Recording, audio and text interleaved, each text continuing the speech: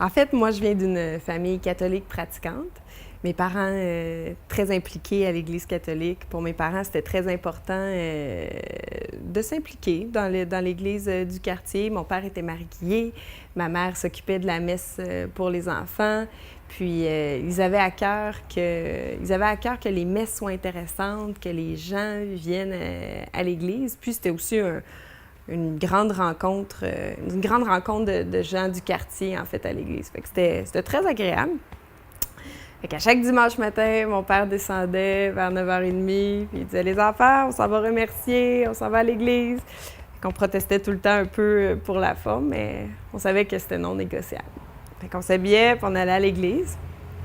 Puis, malgré ça, malgré notre protestation, on arrivait toujours à trouver des moments intéressants. En fait, moi, particulièrement, j'aimais quand mes parents chantaient les chants avec émotion. J'aimais la sérénité, le calme qui se dégageait de l'Église. Puis, fait que c'est ça. L'Église, dans ma jeunesse, a occupé quand même une grande partie de ma vie.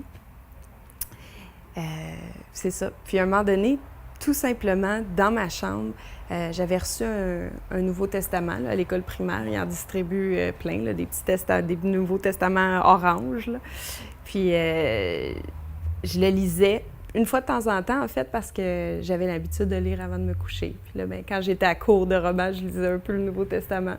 Puis, tout simplement, à un moment donné, en lisant dans l'Évangile de Jean, Dieu m'a touchée droit au cœur. J'ai été renversée par le fait que Dieu avait un fils, puis qu'il l'avait envoyé sur la terre, puis qu'il était mort, crucifié. Il avait subi une mort atroce pour que moi, je puisse aller au ciel avec Dieu pour l'éternité quand j'étais pour mourir. Je trouvais ça extraordinairement beau. Ça m'a tellement touchée, je me suis mis à pleurer dans ma chambre. J'étais toute petite, puis j'avais compris en fait une partie du grand sacrifice que Dieu avait fait en voyant son fils souffrir sur une croix pour que moi, tous mes péchés de petite fille, puis je savais que j'en faisais beaucoup dans une journée, puis je savais que j'avais toujours des mauvaises pensées. Mais toutes ces mauvaises pensées-là étaient pour être effacées en fait. J'avais juste besoin de croire que Jésus était mort pour moi. C'était tout ce que j'avais besoin de faire, puis j'avais la vie éternelle avec Dieu. J'ai été touchée par ce beau message-là, puis c'est ça s'est fait tout doucement dans ma chambre en lisant l'Évangile de Jean.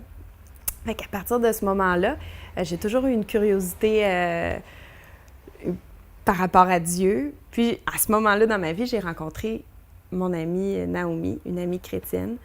Puis pour elle, Dieu prenait une place très importante dans sa vie, dans sa famille. Elle avait 8 frères et sœurs, puis eux autres aussi étaient très impliqués dans leur église protestante.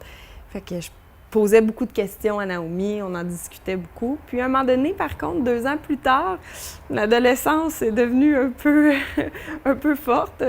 Puis je me suis mis en fait à vouloir vivre ma vie comme je l'entendais, à faire des parties. Puis ça me dérangeait un peu parce que Naomi, elle, vivait vraiment une vie en accord avec sa foi.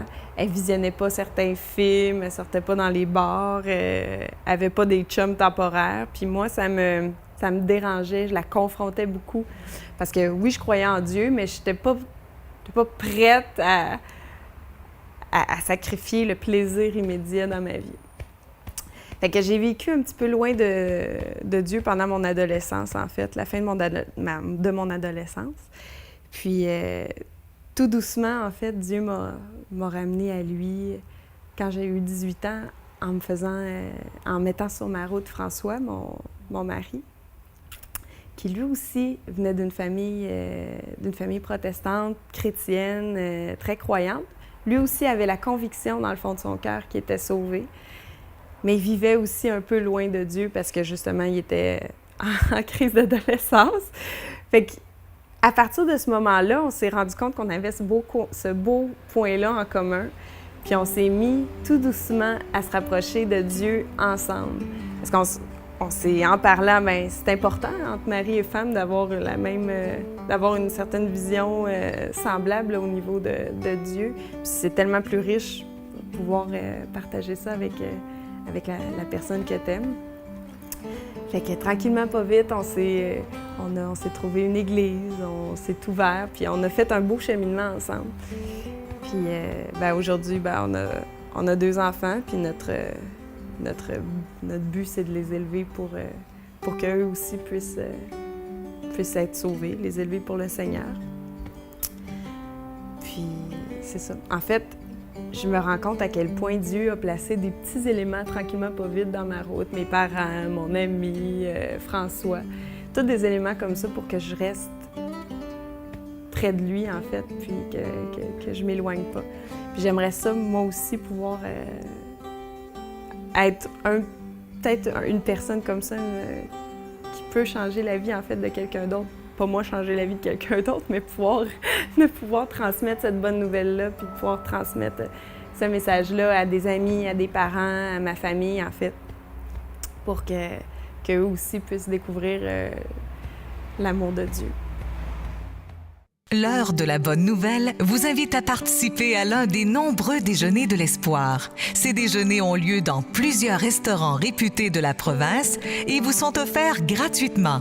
Pour connaître les détails concernant l'endroit, la date et l'heure pour votre région, composez le numéro sans frais 1-866-509-1319. Vous pouvez également consulter le site web www.déjeuner.org. Maintenant disponible, la série complète vous est offerte dans un coffret DVD pour seulement 15 $. Pour commander, écrivez-nous. Si Jésus est toujours pour vous un inconnu, l'heure de la bonne nouvelle vous offre gratuitement un instrument qui vous permettra de vraiment connaître ce Jésus qui est pour vous une énigme.